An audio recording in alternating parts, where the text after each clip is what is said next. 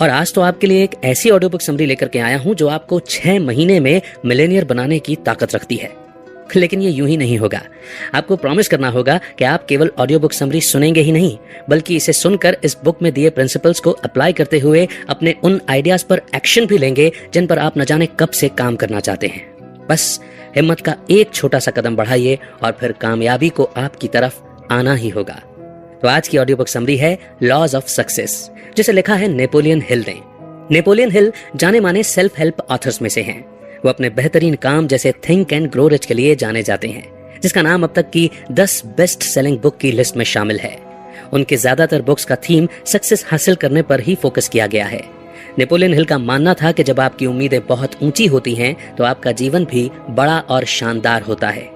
तो आइए शुरू करते हैं इस शानदार बुक से, जिसका टाइटल है लॉज ऑफ सक्सेस। और बुक का इंट्रोडक्शन कुछ इस तरह के सवाल से शुरू होता है। क्या आप मिलेनियर बनना चाहते हैं? अब आप कहेंगे कि भाई कौन नहीं बनना चाहता। बिल्कुल सही बात है।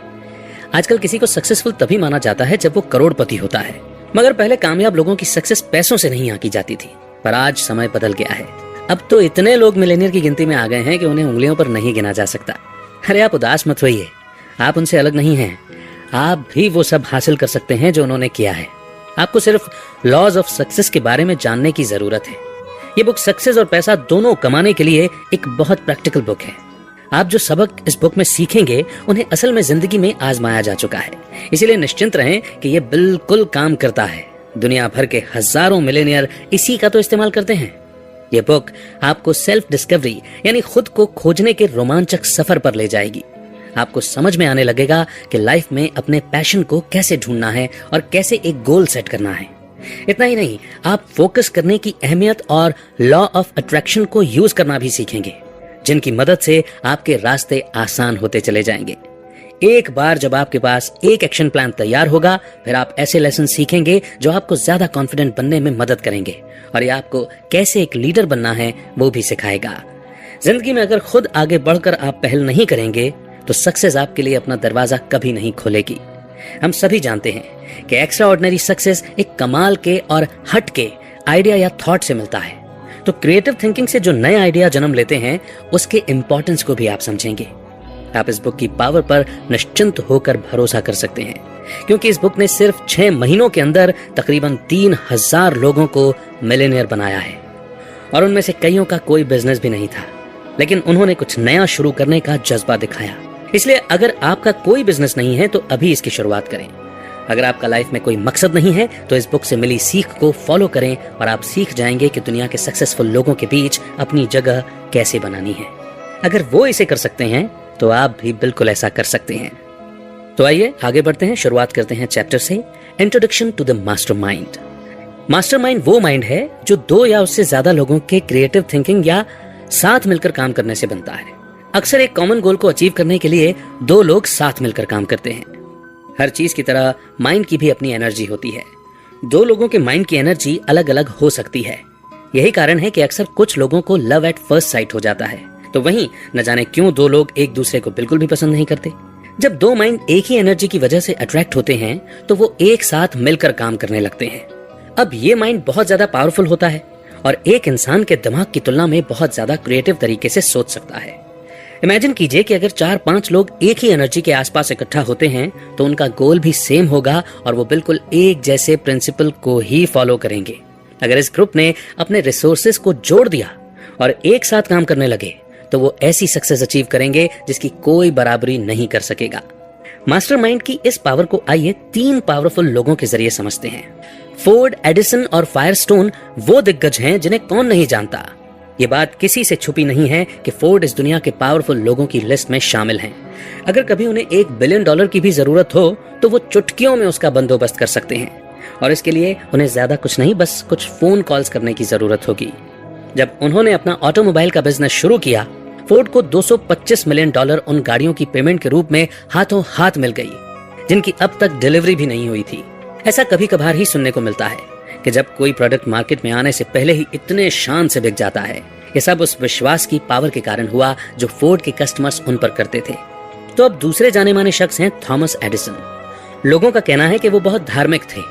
वो साधारण लोगों की तरह इंसान द्वारा लिखी गई धर्म की बुक पर विश्वास नहीं करते थे, बल्कि नेचर जो उन्हें सिखाती थी वो उस पर विश्वास करते थे। उन्होंने हमेशा नेचर से काफी जुड़ाव हुआ महसूस किया। नेचर के साथ इस अद्भुत कनेक्शन के कारण एडिसन ने पहली वॉइस रिकॉर्डिंग डिवाइस फोनोग्राफ का आविष्कार किया। यहाँ तक कि वो तूफानी आसमान से बिजली भी पृथ्वी पर लाने में कामयाब हुए, ताकि इंसान उसका इस्तेमाल सभी तरह के काम के लिए कर सके। उनके अनगिनत लाजवाब इन्वेंशन दुनिया के लिए किसी गिफ्ट से कम नहीं है, और उनका योगदान आज भी लोगों के जहन में जिंदा है। इस लिस्ट में तीसरे दिग्गज हैं Harvey Firestone. Firestone tyre industry के पीछे जो कमाल का दिमाग है वो उन्हीं का था। फोर्ड और एडिसन की तरह उन्होंने अपनी सक्सेस स्टोरी की शुरुआत बिना पैसों और बिना किसी एजुकेशन के की थी। अगर फोर्ड के पास कुछ था तो वो था उनका पक्का इरादा और एक जीनियस माइंड जो सक्सेस पाने के लिए ही बना था। ज्यादातर लोग नहीं जानते कि एक मजबूत दोस्ती ने इन तीन हस्तियों को एक साथ जोड़े रखा था। हर साल वो शिकार का आनंद लेने के लिए किसी न किसी जंगल में साथ समय बिताया करते थे। वो इस समय का इस्तेमाल आराम करने और अपनी एनर्जी को रिचार्ज करने के लिए किया करते थे। एक और बड़ी दिलचस्प बात है जो शायद वो तीनों भी नहीं जानते होंगे कि उनका ये स्ट्रॉन्ग कनेक्शन उन्हें और भी ग्रेट बनने में मदद कर रहा था। हम बिल्कुल इसी कनेक्शन की बात कर रहे थे जिसे हम मास्टर माइंड कहते हैं। कुछ लोग इस दावे पर डाउट कर सकते हैं, लेकिन तीन महान लोगों की समानता ये साबित करती है कि उनकी एनर्जी का एक दूसरे पर असर होता था। उन तीनों ने बिल्कुल नीचे से शुरुआत की। उनके पास कोई लंबी चौड़ी डिग्री नहीं थी, और सबसे जरूरी बात, उनके पास खुद के अलावा कोई सपोर्ट नहीं था। ये फैक्ट कि उनका नाम हिस्ट्री के पन्नों में अमर हो गया, ये साबित करता है कि उनके कनेक्शन ने एक ऐसे शक्तिशाली टूल को बनाया जिसे हम मास्टर माइंड कहते हैं। आइए अब आगे बढ़ते हैं नेक्स्ट चैप्टर की ओर। A definite chief aim. हर इंसान के पास लाइफ में एक गोल होना चाहिए। इसके दो कारण हैं।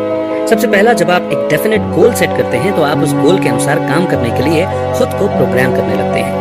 ये साइकोलॉजिकल रूप से साबित हो चुका है कि जब हम अपने थॉट्स को किसी एक चीज पर फोकस करते हैं तो हम ऑटोमेटिकली उस गोल के हिसाब से परफॉर्म करने लगते हैं। दूसरा फायदा ये है कि ये आपको एक ऐसा वर्किंग प्लान तैयार करने में मदद करता है जो आपको बेशुमार दौलत दिला सकता है। हम सभी सक्सेसफुल और अमीर बनना चाहते हैं, लेकिन ये तभी हो सकता है जब हम अपनी पावर और एनर्जी को एक ही रास्ते पर फोकस करें, क्योंकि पावर ऑर्गेनाइज्ड एफर्ट होता है। एक डेफिनेट गोल होने से यह आपकी लाइफ में उन लोगों को अट्रैक्ट करने लगता है जिनका माइंडसेट बिल्कुल आप जैसा होता है।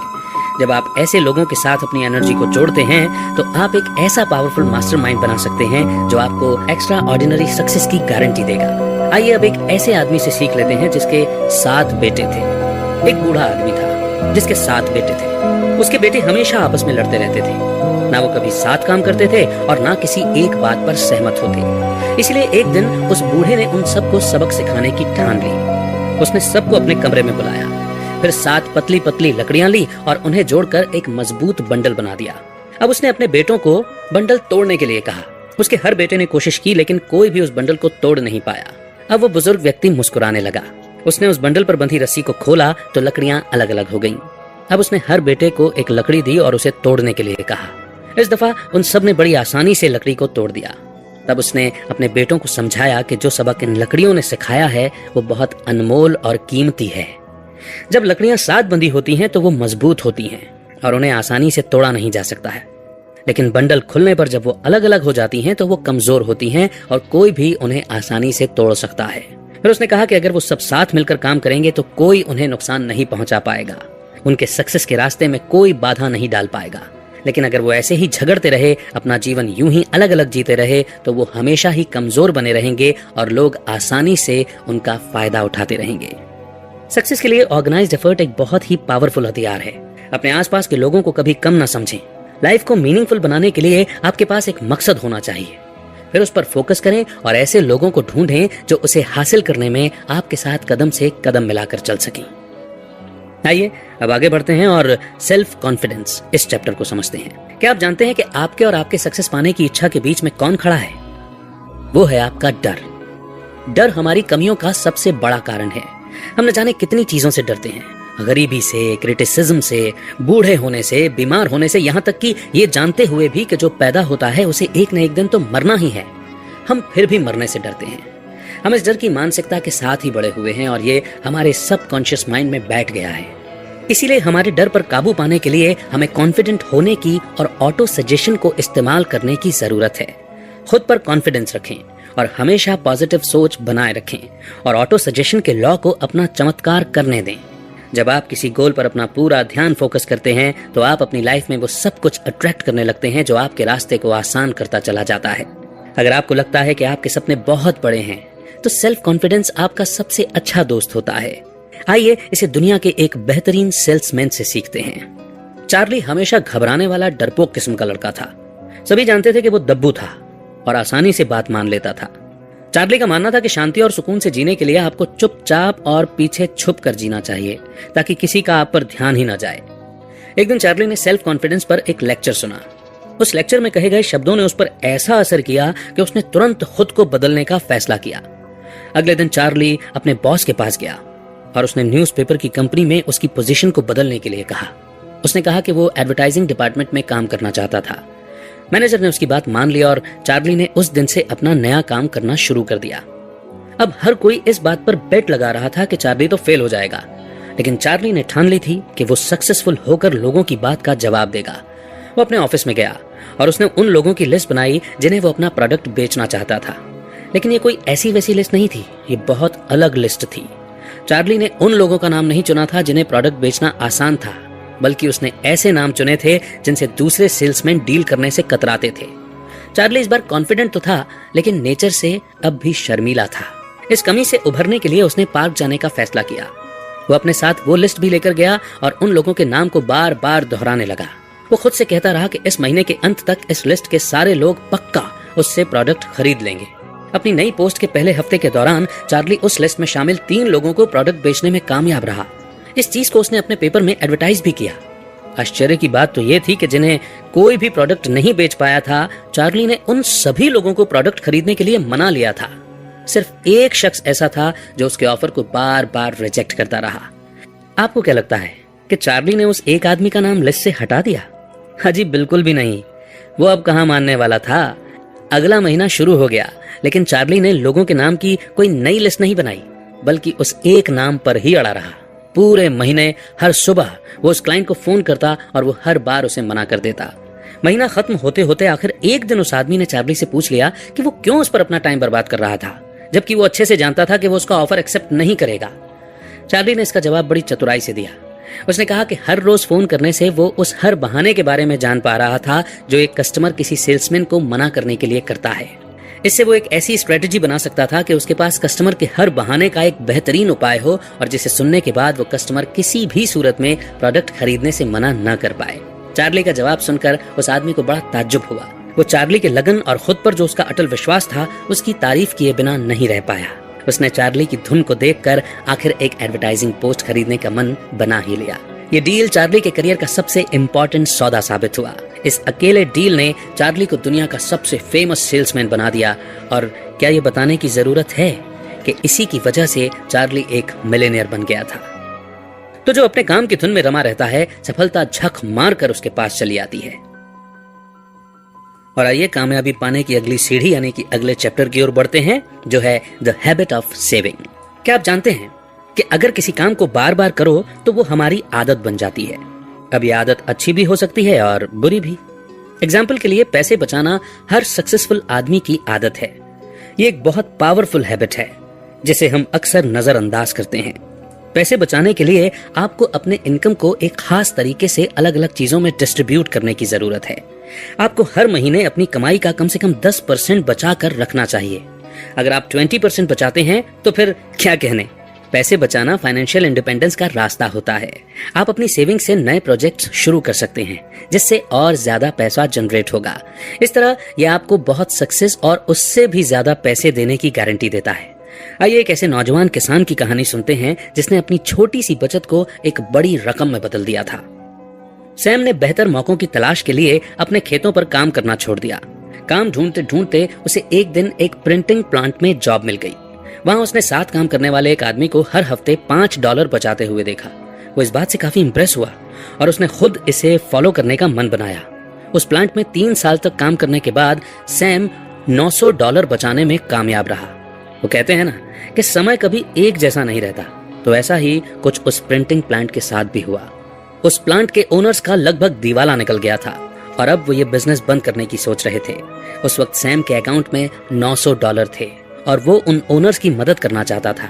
इसीलिए उस बिजनेस में उसने अपने पैसे इन्वेस्ट किए और इसके बदले में उसे प्रॉफिट में 50% हिस्सा दिया गया। अब जरा सोचिए कि अगर सैम पैसे नहीं बचाता तो क्या ये मौका उसके हाथ से निकल नहीं जाता। पैसे इन्वेस्ट करने के बावजूद उसने अपनी जॉब छोड़ी नहीं, बल्कि अपनी सैलरी के साथ साथ उसने हर साल $25,000 का प्रॉफिट भी कमाया। सैम ने कभी नहीं सोचा था कि उसके साथ ऐसा कुछ होगा, लेकिन जिंदगी में अक्सर मौके हमारे दरवाजे पर तब दस्तक देते हैं जब हमें उसकी सबसे कम उम्मीद होती है। क्योंकि सैम ने पैसे बचा रखे थे तो वो किसी भी अच्छे मौके का स्वागत करने के लिए बिल्कुल तैयार था।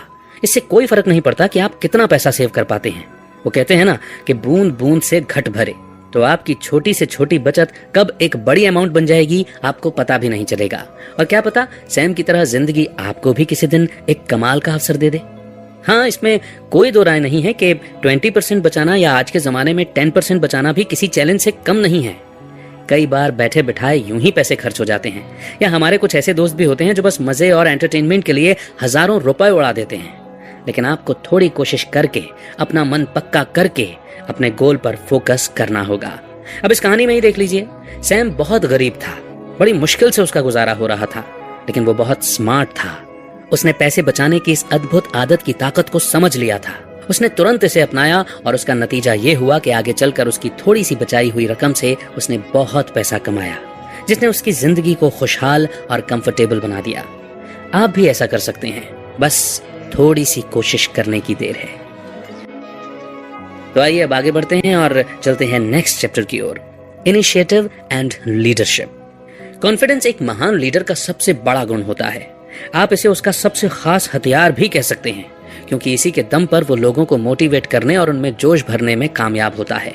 किसी पर डिपेंडेंट हुए बिना, अपने दम पर हर काम को कर गुजरने के जज्बे के बिना आप एक महान लीडर नहीं बन सकते। अगर आपके बॉस को आपको ये बताने की जरूरत नहीं पड़ती कि आपको क्या क्या करना है, तो इसका ये मतलब है कि आप में आगे बढ़कर पहल करने की एबिलिटी है और आप बखूबी अपनी सभी जिम्मेदारियों का ध्यान रख सकते हैं। पहल करना या इनिशिएटिव लेना सक्सेस के लिए बहुत इंपॉर्टेंट क्वालिटी होता है। लाखों कमाने वाले बिजनेस ओनर बनने के लिए आपको एक अच्छा एफिशिएंट लीडर बनना होगा। लीडरशिप कोई चीज नहीं है जो आपको लक से मिल जाएगा या आप घर बैठे ऑनलाइन खरीद सकते हैं। इसके लिए आपको आगे बढ़कर सही समय पर सही डिसीजन लेना होगा। इसका बेस्ट एग्जाम्पल है माइक्रोसॉफ्ट। दुनिया के कोने कोने में फैले इस बिजनेस एम्पायर की शुरुआत दो लड़कों की दोस्ती से हुई थी, और वो दो जीनियस हैं बिल गेट्स और पॉल एलन। वो दोनों ही प्रोग्रामिंग को बेहद पसंद करते थे, और तो और उनके पास इसके अलावा बात करने का कोई टॉपिक ही नहीं होता था। 1974 में पॉपुलर इलेक्ट्रॉनिक्स मैगजीन में बड़ा ही दिलचस्प आर्टिकल छपा था। इस आर्टिकल ने उस समय तहलका मचा दिया था, क्योंकि उसमें दुनिया के पहले कंप्यूटर के बारे में लिखा था जो आम लोगों के इस्तेमाल के लिए बनाया गया था। उसका नाम था अल्टेयर 8800। जब बिल और पॉल ने आर्टिकल पढ़ा तो वो जानते थे कि अगर वो इस मशीन के लिए कोड लिखने में कामयाब हुए तो ये टेक्नोलॉजी की फील्ड में किसी बड़े रिवॉल्यूशन से कम नहीं होगा। इसलिए उन्होंने फैसला किया कि वो खुद इसका कोड लिखेंगे। 2 महीनों तक दोनों बस इस मशीन के लिए बेसिक लैंग्वेज की कोड लिखने में जुट गए। उन्हें न दिन की सुध थी न रात की। सबसे मजेदार बात तो यह थी कि उनके पास वो मशीन भी नहीं थी, क्योंकि सिर्फ कोड बनाना काफी नहीं था, उसे मशीन में डालकर चेक करना भी तो बहुत जरूरी था। वो दोनों उस वक्त हार्वर्ड यूनिवर्सिटी में पढ़ते थे। उन्होंने वहां मौजूद अल्टेयर से मिलता जुलता PDP-10 मशीन का इस्तेमाल किया। उस वक्त अगर उनके पास कुछ था तो वो था उनका कॉन्फिडेंस और कुछ अलग करने का जुनून, और उनके जीनियस माइंड के बारे में कौन नहीं जानता। कोड तैयार होने के बाद उन्होंने एड रॉबर्ट से कांटेक्ट किया, जिन्होंने अल्टेयर बनाया था। कोड को टेस्ट करने के लिए पॉल उनके हेड ऑफिस गए, और फिर जो हुआ वो हिस्ट्री बन गया। एड की कंपनी का नाम MITS था। जब कोड को मशीन में डाला गया और मशीन ने रेस्पॉन्ड करना शुरू किया तो वहां पर काम करने वालों के लिए ये किसी चमत्कार से कम नहीं था। एड ने तुरंत कहा कि वो बिल और पॉल के साथ काम करना चाहते थे। फिर उन्होंने कॉन्ट्रैक्ट साइन किया, और ऐसे माइक्रोसॉफ्ट जैसे यूनिक ब्रांड का जन्म हुआ। बिल और पॉल का काम इतना बेहतरीन था कि वो बहुत जल्द ही दिन दुगनी रात चौगनी तरक्की करने लगे। लेकिन वो यहाँ रुके नहीं, बल्कि आगे बढ़ते रहे। इसका सबसे बड़ा कारण था कि वो हर बार अल्टेयर के लिए नया कोड बनाकर उसे और भी बेहतर बनाने की कोशिश में लगे रहे। बिल और पॉल सिर्फ अपने आइडिया की वजह से सक्सेसफुल नहीं हुए, बल्कि हर वो चीज जो उनके काम आ सकती थी उसे आजमाने का उनमें जो अटूट विश्वास था, उसने उन्हें इतना ऊपर तक पहुंचाया है। वो कभी एक्सपेरिमेंट करने से या फेल होने से डरे नहीं। प्रोग्रामिंग उनका पैशन था, और वो उनके लिए इतना आसान था मानो उनके लिए बस वो एक खेल हो। वो लगातार एक्सपेरिमेंट करके नए नए आइडिया और कॉन्सेप्ट लाते रहे। कभी किसी ने उन्हें नहीं बताया कि उन्हें क्या करना है, कैसे करना है। उन्होंने जो किया अपने दम पर किया, और इसे ही लीडरशिप कहते हैं। और अब अगला चैप्टर है इमेजिनेशन। इमेजिनेशन वो पावर है जिससे आप अपने मन में कुछ भी क्रिएट कर सकते हैं। जब तक आपके माइंड में एक क्लियर पिक्चर नहीं होगी, तब तक आपके पास एक क्लियर गोल भी नहीं हो सकता। और देखा जाए तो इमेजिन करने की एबिलिटी के बिना आप कॉन्फिडेंट या एक अच्छे लीडर नहीं हो सकते। आज हम आपको ऑटो सजेशन नाम की एक टेक्निक के बारे में बताएंगे। जब आप एक ही चीज पर फोकस करने लगते हैं, माइंड में उसकी पिक्चर को इमेजिन करने लगते हैं, तो ऑटोमेटिकली आप ऐसा एक्शन लेने लगते हैं जो आपके गोल को हासिल करने के लिए चाहिए, क्योंकि आपके इमेजिनेशन पर आपका पूरा कंट्रोल होता है। तो आप जो चाहते हैं उसे हासिल करने से आपको कोई नहीं रोक सकता। तो चलिए इस इमेजिनेशन की ताकत के बारे में क्लैरेंस सॉन्डर्स की कहानी से समझते हैं। क्लैरेंस एक छोटे से रिटेल स्टोर में ग्रोसरी क्लर्क के रूप में काम करते थे। वो एक साधारण आदमी थे जो साधारण सी जॉब करते थे और हर हफ्ते के $20 कमाते थे। एक दिन क्लैरेंस एक कैफेटेरिया में कुछ खरीदने के लिए गए। जब वो लाइन में इंतजार कर रहे थे तो क्या होगा अगर जैसे थॉट्स उनके माइंड में चलने लगे। उन्होंने कैफेटेरिया में सेल्फ हेल्प या सेल्फ सर्विस वाले प्रिंसिपल पर गौर किया कि वो किस तरह काम करता है। उन्होंने इसी प्रिंसिपल को ग्रोसरी स्टोर में अप्लाई करने के बारे में सोचा। यह आइडिया बहुत ही सिंपल था और एकदम नया भी नहीं था। लोग इससे अच्छी तरह वाकिफ थे। अब क्लैरेंस अपने आसपास कनेक्शन ढूंढने में लग गए। वो काफी क्रिएटिव थे और उन्होंने अपने इमेजिनेशन का इस्तेमाल एक नए माहौल में इस पुराने आइडिया को यूज करने के लिए किया था। उन्होंने सेल्फ सर्विस वाले पिगली विगली स्टोर्स की शुरुआत की। इस इनोवेटिव थिंकिंग ने क्लैरेंस को हफ्ते में $20 कमाने वाले एक आम लड़के से एक सक्सेसफुल मिलेनियर बना दिया। अगर आप गौर करेंगे तो क्लैरेंस ने उन सभी चीजों का इस्तेमाल किया जिसकी अब तक हमने बात की है। क्लैरेंस को एक क्रिएटिव आइडिया आया जिसने उन्हें एक गोल सेट करने के लिए मोटिवेट किया। उनका मकसद बहुत बड़ा था और वो अपने आइडिया से इस दुनिया को बदलना चाहते थे। उनकी सबसे बड़ी खासियत ये थी कि वो बहुत फोकस्ड थे। उनके इस पावरफुल थॉट के साथ यूनिवर्स की भी शक्ति थी, क्योंकि वो लॉ ऑफ अट्रैक्शन का इस्तेमाल कर रहे थे। जब आप पूरे दिल से कुछ पाना चाहते हैं तो ये यूनिवर्स उस इच्छा को पूरा करने में लग जाती है। एक बार जब उन्होंने प्लान बना लिया तो वो कॉन्फिडेंस के साथ आगे बढ़ने लगे। क्योंकि सेल्फ सर्विस का कॉन्सेप्ट ग्रोसरी स्टोर्स के लिए नया था, तो उन्होंने खुद पहल करके लीडर का रोल निभाया। यकीन मानिए, यह बिना इमेजिनेशन की पावर के बिल्कुल भी पॉसिबल नहीं हो पाता। बिना इमेजिनेशन की पावर के कोई सक्सेसफुल नहीं हो सकता। हमेशा याद रखें कि इमेजिनेशन बिल्कुल फ्री है और पूरी तरह आपके कंट्रोल में है। कोई आपको एक नया आइडिया क्रिएट करने से या पुराने आइडियाज को जोड़कर एक नया आइडिया बनाने से नहीं रोक सकता। तो आप किस बात का इंतजार कर रहे हैं?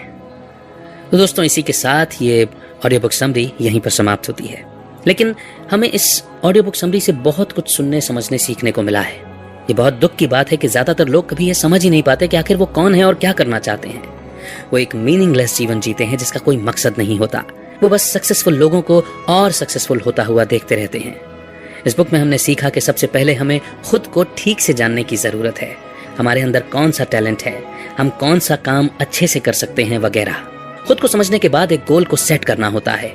ये गोल आपको कॉन्फिडेंट और सक्सेसफुल बनने के लिए पुश करता रहेगा, खासकर अगर आपके पास पावरफुल इमेजिनेशन होगी तो। अगर आप एक एम्प्लॉय हैं तो आपको जितनी सैलरी मिलती है उससे कुछ ज्यादा वैल्यू अपनी कंपनी को देने की कोशिश करना है। अगर आप एक बॉस हैं तो अपने एम्प्लॉयज को अपना कोऑपरेशन दीजिए और उन्हें भी समझने की कोशिश कीजिए। इस बुक में बताए गए लेसन्स को अप्लाई करने के बाद आपकी लाइफ बिल्कुल बदल जाएगी। सक्सेस सिर्फ आइडिया या सिर्फ सोचने से नहीं, बल्कि सच में एक्शन लेने से मिलती है। समय किसी के लिए नहीं रुकता। आज जो मौका हमारे सामने है वो ज्यादा देर हमारे लिए इंतजार नहीं करेगा और ना ही बार बार हमारा दरवाजा खटखटाएगा। इसीलिए इधर उधर देखना बंद करके आगे बढ़ने की पहल करना होगा। तो बस अपनी ये थिंकिंग क्लियर रखें कि एक डेफिनेट गोल सेट करें। हमेशा इमेजिनेशन की पावर को यूज करके कुछ नया सोचें। आपका फोकस इतना जबरदस्त होना चाहिए कि यूनिवर्स का लॉ ऑफ अट्रैक्शन आपके सपने को साकार करने में लग जाए। एक्सपेरिमेंट करने से या फेल होने से नहीं डरें। पैसा सेव करने की आदत डालें और याद रखें कि आप खुद अपनी किस्मत के लीडर हैं। और सबसे जरूरी बात यह है कि लोगों के जीवन में कुछ ना कुछ वैल्यू जरूर ऐड करें। ये वैल्यू कुछ भी हो सकती है, जैसे फाइनेंशियल, इमोशनल या परफॉर्मेंस वैल्यू। आज आप जो एक्शन लेंगे वो क्या पता कल आपको मिलेनियर बना दे। और हमें यकीन है कि आप भी मिलेनियर जरूर बनना चाहते हैं, है ना? तो दोस्तों उम्मीद करते हैं कि आपको ये ऑडियो बुक समरी जरूर पसंद आई होगी। कमेंट सेक्शन में आपका फीडबैक दे करके हमारी हौसला अफजाई आप कर सकते हैं। अगले पड़ाव पर एक नई ऑडियो बुक समरी के साथ फिर होगी मुलाकात। तब तक के लिए दीजिए इजाजत, रखिए अपना बेहतर